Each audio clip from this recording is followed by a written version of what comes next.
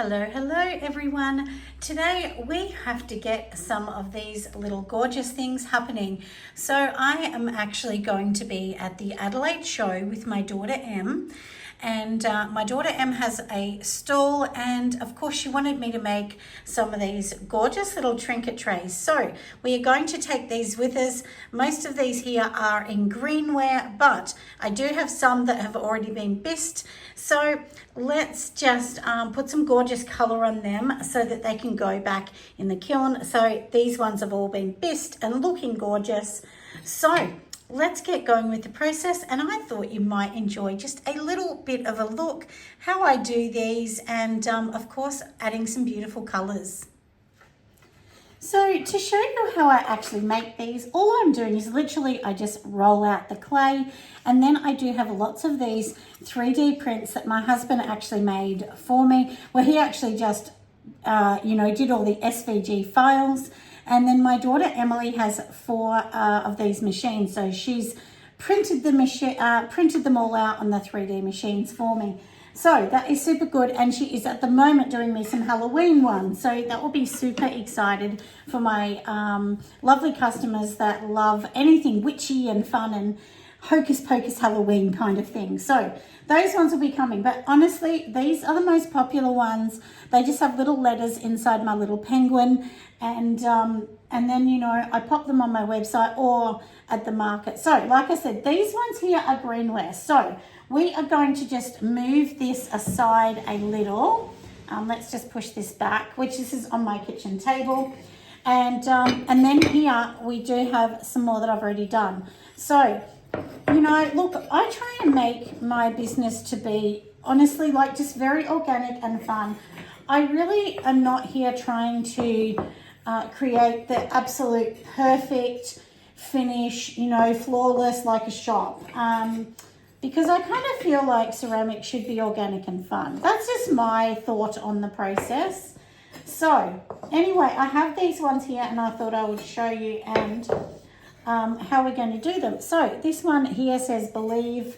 I have some that say love and peace and so on, but there's just a few here that we want to get going. So I've just wet my little sponge a little bit. I'm just going to wipe them down because they have just come out of the kiln. So look, nothing too exciting, but we'll just wipe them down, and you can see that it's an organic form. It's I don't care about the little lump here or little mark here, because once they're glazed, they're going to look really, really cute and people really love them.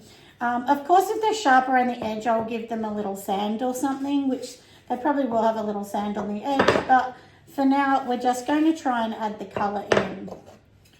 So, like I said, just wipe them all down a little bit with just a little bit of water. We don't want lots of water. Otherwise we'll have to let them dry, and then that will take this process so much longer. So I've got a couple colours. So I generally use, I always use Kiwi Underglaze. And the reason I use it, actually, if I'm totally honest, when I got back into ceramics after decades of ceramics, there was actually an ad on Instagram for Kiwi, and I clicked on it, found where they sold them, which is my local store, Walkers, and then I bought them. So Instagram and all those ones do work. So this is the one we're using today, turquoise blue, which is beautiful, and lilac purple, because I don't do a lot of purple ones. I try and keep these like blue, red, orange, that kind of color. That would suit a boy, girl, it doesn't really matter. Not that I think there's any such thing really as boy-girl colours, but I try and do that, and then I pop them on my website. So, yeah. But anyway, let's get going. So I need a little container to pop some of this in. We're just going to paint on the inside, and then we're going to wipe it back. So I've got some water in my little container. I'll give the glazes, underglazes they are, a bit of a shake up, obviously. And so to do this, you do need these to be bisque, because if they were greenware like this, what would actually happen is, putting the water on would just turn them into clay again. So that's why. Now, I have seen some people squirt straight on, but I'm not going to do that. I'm just going to squirt some in the middle here. You can water this down a little bit if you like. Sometimes I do, but I think for today we will just try and be a little bit neat and then wipe them off, won't we? So let's just get a paintbrush so that we can put some on. So I've just got my little paintbrush and all I'm going to do is kind of just go in, you know, basically over the bits that I want, you know, colour on. Now, of course, I'm not going to go over the outside because I'm just going to wipe this back off. So it's literally all I'm going to do. And make sure you get into all the little grooves, because if you don't, you're wiping it off, you won't actually see it. So the only thing with this is sometimes you will need to change your water several times. And then I've just got my little piece like this, and then all we're going to do is just carefully wipe it and keep turning the sponge. If you don't turn the sponge, this is just going to get really muddy. So, and like I said, you can see the sponge already, it's got lots on it. So often what I would do is dip it back in, which is what I'm going to do. And you can see already how that outline is going to look really cute. And then I just glaze them in clear glaze. I have already glazed some, so I'll get some so that we can show you the end result as well. And this is great if you have just a tiny bit of glaze left in the bottle and you want to use it. Kind of a good thing. You can add a little bit of water if you want, but that kind of weakens the colour. And you only need one coat, so just do one. So anyway, that is done. Doesn't it look cute?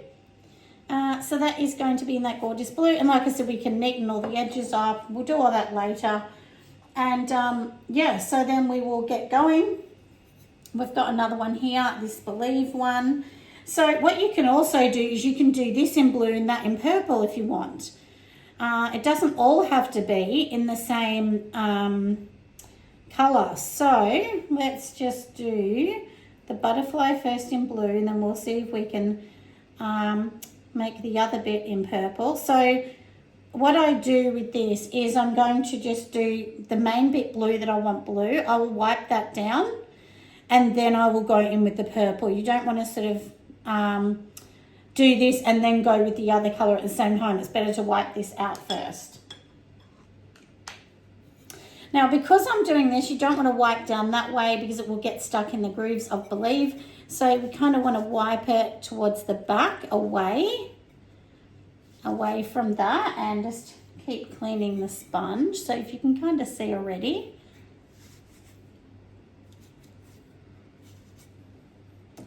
And it's going to look so pretty. I mean, of course you could just glaze this. I do glaze some things, but honestly, I actually enjoyed this kind of process more. I just enjoy the fine process. So you can see the butterfly. And now I'll get a different paintbrush and we will put some purple on the rest of it.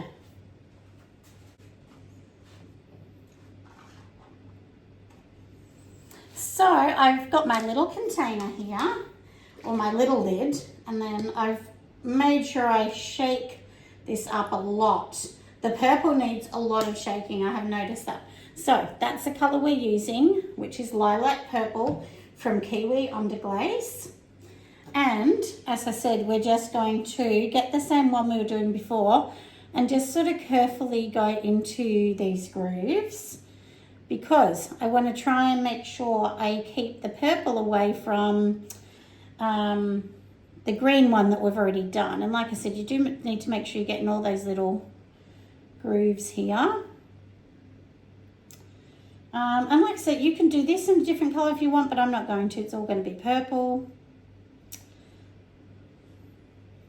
So we can wipe it all back and make it all gorgeous. The tricky bit with this, like I said, is when you wipe it off, making sure you wipe away from the other colour. Otherwise it might get a little muddled. But what you can also do is you could do splashes of all different colours to make it kind of a rainbowy sort of effect, you know. I'm just going to go into here. Like I said, we're just going into the little grooves. So remember, we're wiping it off, and there's no good wasting this underglaze if we don't need to. So we can see it's done like that. Once again, we will get our sponge, rinse it all out, and then we're going to just grab this and move away from the butterfly.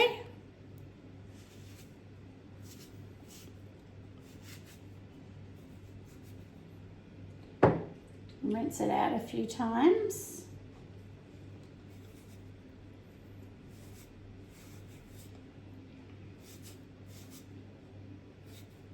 And I do really like the effect of this. And my customers have told me they love this effect. So the only thing is, like, I kind of really do feel like you do need to spend a bit of time refining it and being like gentle. It's not like a 5-second thing where you can rush it. You do need to, you know, if you're doing the dual colors, if you do one color, it's super easy, but doing 2 colors, you need to be a little bit more gentle and just take a bit of time, especially when it's sort of here. And I don't worry if there's any like extra smeary bits left. I mean, I try and clean it up, but anyway, you can see, doesn't that look cute? So it looks super beautiful now. And yeah, so we're going to, I always have to tell myself no more touching, because, you know, otherwise I'll keep doing it.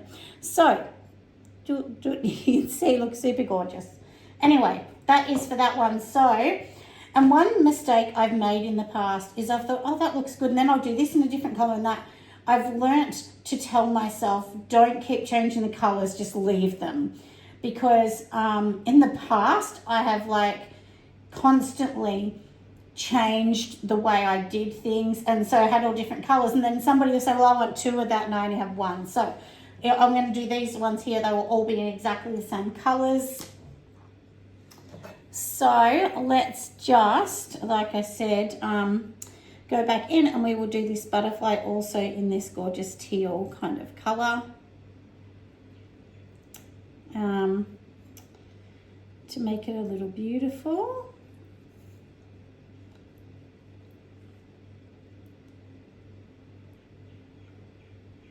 So,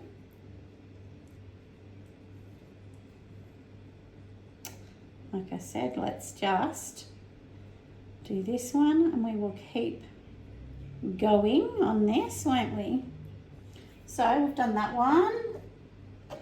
I will go in and do the teal on the same one in here. Now this one, the imprint is not as deep. I kind of feel like it looks better when the imprint's deeper.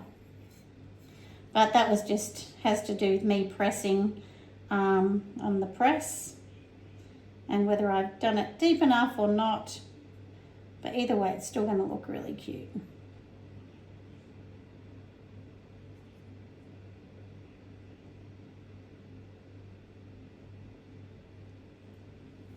Anyway, that looks super sweet, doesn't it? So I'm going to keep going with these. I will bring you back and show you the next step. So we are back, everyone. We have already done these. They are looking super gorgeous. Now it is time to glaze them, because remember, these are already bisque. So I've got my glaze here. This is the one I'm using for mid-fire. This is from Walker's. So it is the clear gloss brushing glaze. Up to, I think it's around cone 6. And that's generally what I fire to, is cone 6. But, you know, do some experiments and find out what you like. This is the bigger container. So this one's $38, I think, for, what is it, a litre? I think it's a litre. Yeah, but the smaller one is a little bit cheaper, obviously, because it's smaller. But this one is more economical. So if you do lots of clear glaze, it is definitely worth it. So we're going to give it 3 coats. All I'm going to do is go over the top, and I'm just going to go around the edge. I don't go to the bottom of these. You know, I don't even go sort of under too much at all, really. Obviously, you don't want it on the bottom because it will stick to the kiln, but what I'm saying is sometimes you might do like a little, you know, kind of line under the bottom. I'm not going to do that. So we are just going to give it a good dollop of glaze. It really only needs one because remember it's going to have several coats on here. And this is a little trinket tray, so this is not for food. Check out your glaze as well, because depending whether you're glazing something for food, you might need to use different glazes. But I think, honestly, I think a lot of glazes now are made, you know, for food or not. So, but anyway, like I said, check that out. That's your due diligence, isn't it, when you're making anything, to make sure it's safe for people to use. So, and the hardest bit is getting in these little grooves, but it's okay. We will be able to get there. And I'll show you some that I've already finished as well, because nobody wants to see a whole video and then you don't even get to see an end result. That's a bit sad, isn't it? And then these ones are going to go into the next kiln run. At the moment, the kiln is on and it's going. It has been going for several hours already, since last night actually. So late, very late last night. And my kiln is old, so it takes a lot longer to get up to the temperatures. Like the average kiln for glazing is only, 8 to 10 hours. Mine can be like 16, 17 hours because it's very old and, they need more love. They need more time. And when I first started making pottery, I had actually a lady reach out to me because I was like so frustrated because my kiln was taking so long and I just didn't get why. Anyway, this particular lady said to me, don't get hung up on the times. They're for new kilns. Old kilns will take a lot longer. And thank goodness she did, because I was thinking I was doing something majorly wrong, but I wasn't. It's just the kiln's old and it just doesn't, it has to fight more to get to those temperatures. So, which makes sense really, doesn't it? But at the time, I didn't think it made sense. Anyway, so it was nice that sometimes, it's great when people reach out, because then it makes you go, oh, okay, maybe I am doing this right. It's just, the tools aren't there or something. So anyway, so we will pop this down here. And when it's got little grooves, you do have to give it a good amount of glaze. So I wouldn't say I'm a heavy glazer, I'd say I'm medium. But I always give them 3 coats. And yeah. But it is a fun process, and I have lots of little kids that absolutely love these. And one thing I like is when you make lots of things, kids and adults too, they love spending time like a little treasure hunt, looking through everything to find their initial or their star sign. That they're the kind of ones that I feel like, it's a fun thing at a market, because everybody loves, like I said, going to a little treasure hunt, and it becomes a treasure hunt when they're trying to find their initial. All right, and then this one, I have already made some, but I thought I'm just going to keep making lots of them. They're not that hard to make because, like I said, you just roll out the clay. And I did give it a very quick little sand on the outside. Make sure you wear a mask if you're doing that. Just to, any sharp edges, just to make sure there was none. This is the little sander I use. I got it from a company called Nicole Molds. They're on Etsy, but they also have their own company, which is Nicole Molds. So anyway, so these ones are done. Of course, we are going to do, like I said, 2 more coats, but you don't want to sit here watching me glaze something up. So now I'll show you the ones that I've already finished. So these little darlings have already been done in the same glaze. So you can see this is the blue. This is one here, actually slate blue from Kiwi. This one here, I actually made my own green. I used mint green and meadow yellow to get that, to get a bit of a lime. This one here is the plum. mint green again, plum again, and you can see they're all in different letters. And then a pink. Actually, this was Christmas red with cafe, in latte, cafe latte, I think. So anyway, so that's basically what they're going to look like. Don't they look super, super darling? Do remember they are going to shrink a little. So they have shrunk, not too much actually.